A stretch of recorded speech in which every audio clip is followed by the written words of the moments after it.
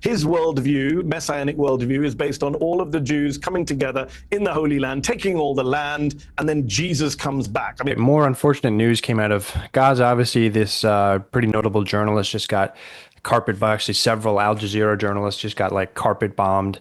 I honestly don't know what to say or do anymore, guys. I mean, like we're living in this hopeless situation where people are dying every single day and there's absolutely nothing we can do about it. Or I don't know what more can we do about it? I mean, do we raise money? Do we keep talking about it? Like I just don't know what to do when you have these religious fundamentalist bloodthirsty maniacs that are in charge, and I just resent every second that they have power. Anyway, here we have Mehdi Hasan reacting to this live on Piers Morgan. Let's go ahead and take a look at this and react. By Mehdi Hasan, the founder and editor-in-chief at Zionist. Mehdi, great to have you back on set. I know you've been listening to both my interview with Ambassador Huckabee and with the Gaza Humanitarian Foundation. They put a lot on the record there in terms of their responses to all the criticism that's been coming. What was your response, first of all, to the interview with Ambassador Huckabee? Well, he said a lot. I think he spoke to him for nearly an hour. A lot of things that weren't true. One thing that stood out to me was when he said he spent as much time with Netanyahu as he spent with his own wife, which explains probably a great deal why the Trump administration is so pro-Netanyahu and all in on everything Netanyahu's doing. One name you and him didn't really mention was Donald Trump. Trump has given Netanyahu, as we know, the green light to do the ethnic cleansing, to do the starvation, to do the killing. He recently said it's up to Israel to do whatever they want. But Mike Huckabee is a man who, just for your viewers watching some context, this is a man who said there's no such thing as a Palestinian. Says there's no such thing as the West Bank, says there's no such thing as a settlement, says there's no such thing as an occupation. He takes a very racist, dehumanizing view of Palestinians. He is a Christian nationalist, Christian Zionist who supports Israel for theological reasons. And in that interview with you, I just want to pick up a few things very quickly. The number of barefaced lies the ambassador told. He said multiple times Hamas is stealing the aid. As you pointed out, the New York Times spoke to multiple Israeli officials who say there is no evidence of systematic stealing of aid by Hamas. In fact, USAID, the US government's own aid department, did a study showing Hamas is not stealing the aid. The European Union did a study showing Hamas is not stealing the aid. The aid is being stolen. It's being stolen by gangs who are linked to Israel. So he's lying when he talks about Hamas stealing the aid. I was amazed to see him talk about beheaded babies and babies burned in ovens, which, as you know, Piers, because you got caught in that early on, was absolute bullshit put out by the Israelis. It's a complete lie. Not only did he lie about babies being burned in ovens, an ambassador of the United States at this point, 22 months later, telling that debunked hoax. He even claimed that it was done on video, which is not true. Show us the video. It doesn't exist. He also lied about the Israelis giving warnings to people before they bomb them. Every human rights group in the world says that's absolute BS. The Baka Cafe in Gaza City was bombed just last month. 30 people killed. A seaside cafe where they're having a children's birthday party. A boxer was killed. A sports star was killed. Children were killed. No warning given. They dropped a 500-pound bomb on a crowded seaside cafe. And then, of course, he lied about Anas al-Sharif and his crew. He said that the evidence points to them being Hamas. As you pointed out, no one who's looked at any of the evidence provided by Israel says that's evidence of Hamas. All he had was that, he was spotted taking a picture with the leadership of Hamas. So if you stand next to an accused terrorist or someone on the American terrorist watch list, that makes you a target, because I would point out Mike Pompeo is in a picture standing next to the Taliban. Donald Trump is in a recent picture standing next to the former leader of Al-Qaeda in Syria. Is that what we're now classifying as a justification for killing someone?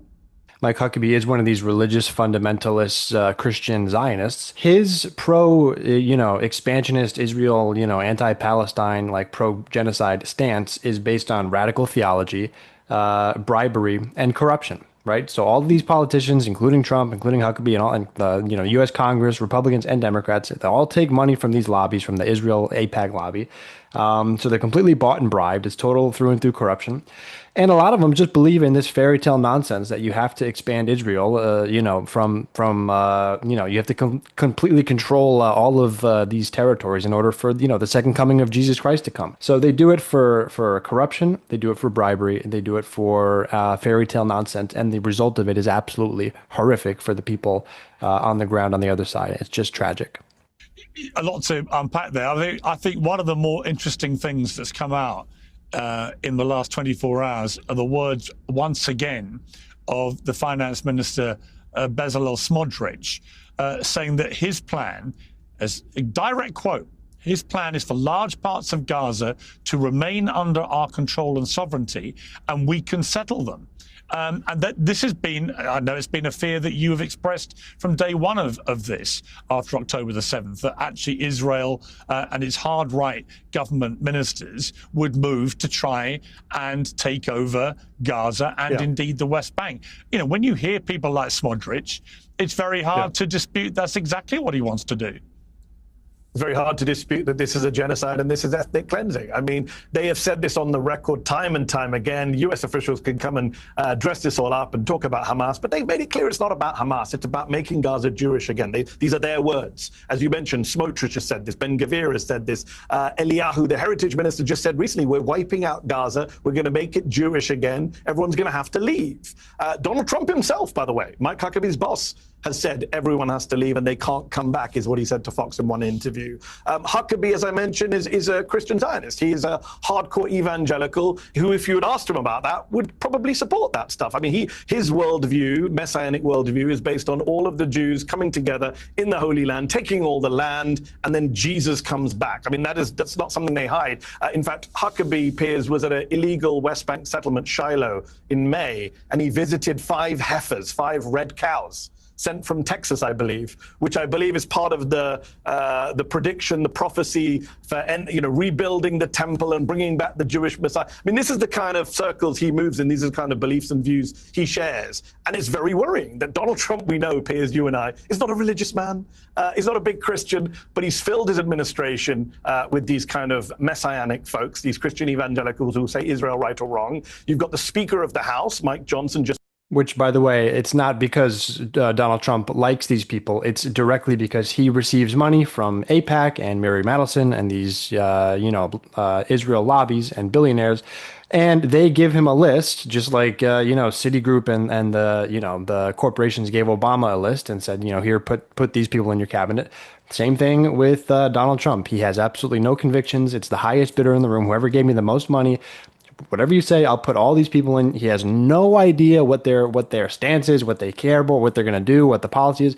It's all about the money for him. And this is just whatever the result is, he doesn't give a shit. It's just they were the highest bidder, so they get their will. So went to Israel a few days ago, I think, and he visited an illegal West Bank settlement. You didn't get a chance to talk about the West Bank with Huckabee, which he believes is not occupied. You have 2 American citizens, Piers, killed in the West Bank in the last 30 days by settlers. Mike Huckabee is the American ambassador to Israel, as he proudly told. He said, I'm America's ambassador to Israel. What's he done for them? They're American citizens. Isn't that the job of the U.S. ambassador to Israel, to protect American citizens in that country or in occupied territories by that country? Yeah, listen, I think the aggressive expansion of settlements in the West Bank is a crime.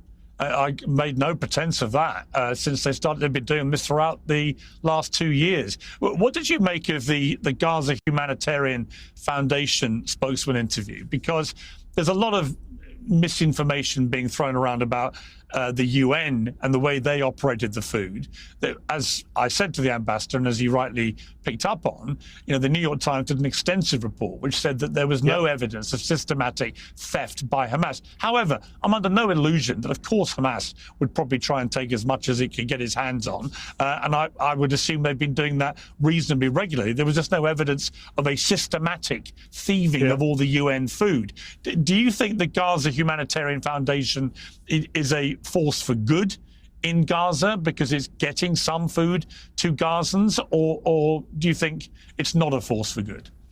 So in terms of getting food to Gazans, let's just debunk something both the GHF guy and Huckabee said to you. They keep saying 110 million meals. That's since the end of May. We are in the beginning of August. When you do the math here in the US, you need, for 3 meals a day, right, for 2 million people, you need over 400 million meals in that time space. By the way, these are meals that have no water, no fuel. So you get the food, you can't cook them. How are you supposed to cook them? What are you supposed to drink with them? You don't get any water or fuel from the GHF, just these prepackaged meals. And it's enough meals to cover, as they say, 110 million meals. But what you actually need are 400 million meals. So really, they've only provided a quarter of as much food as the people need, and without any water or fuel. So they're just selective cherry picking of stats without any context. In terms of your question, let me answer it directly. No, it's not a force force for good. It is a force for evil. And that is not a word I use lightly, Piers. I'm not one of these people who throws around evil all the time. But what we have seen in the last few weeks at these GFF sites is evil. You are seeing people, hungry people, coming for food, starved by Israel. And then when they come to the sites that they're told to come to get the food, they are then shot at and killed, right?